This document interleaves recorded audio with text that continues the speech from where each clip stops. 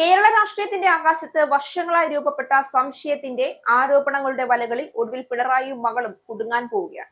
അത് വെറും ആരോപണങ്ങളുടെ വലയല്ല. അധികാരവും ഉത്തരവാദിത്വവും മറന്ന് അധികാരത്തിൽ ഇരിക്കുന്ന നേതാവ് സ്വന്തം രക്തത്തിനു വേണ്ടി കണ്ണടച്ചു എന്ന ഗുരുതര ആരോപണത്തിന്റെ അഴിയ കുരുക്കാണ്.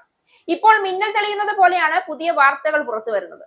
SFIO ശേഖരിച്ച രേഖകൾ ആവശ്യപ്പെട്ട് ED കോടതിയെ സമീപിച്ചെന്ന വിവരം പുറത്തുവരുമ്പോൾ മാസപ്പടി വിവാദത്തിന് ചുറ്റും സംശയത്തിന്റെ വല കൂടുതൽ മുറുകുകയാണെന്ന രാഷ്ട്രീയ വിലയിരുത്തലുകൾ ശക്തമാവുകയാണ്.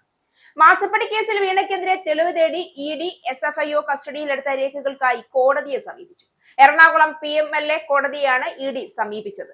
134 രേഖകൾ വേണമെന്നാണ് ഹർജി പറയുന്നത്. വീണയും CMRL തമ്മിലുണ്ടാക്കിയ 2016 കരാർ, എക്സാലോജിക്കും CMRL 2017 ഉണ്ടാക്കിയ കരാർ, എക്സാലോജിക് ഫിനാൻഷ്യൽ സ്റ്റേറ്റ്മെന്റ്, വീണയുടെ IT റിട്ടേൺ വിശദാംശങ്ങൾ, empower India capital company loan വിശദാംശങ്ങൾ, വീണയുടെ ലോൺ തിരിച്ചടവിന്റെ വിശദാംശങ്ങൾ ഉൾപ്പെടെയുള്ള രേഖകൾക്കാണ് ED അപേക്ഷ നൽകിയത്. സമൻസ് നൽകി വീണ തൈക്കണ്ടിയെയും CMLR MD ശശിധരൻ കർത്തിയെയും വിളിപ്പിക്കുന്നതിന് മുൻപ് തെളിവ് ശേഖരണം പൂർത്തിയാക്കും.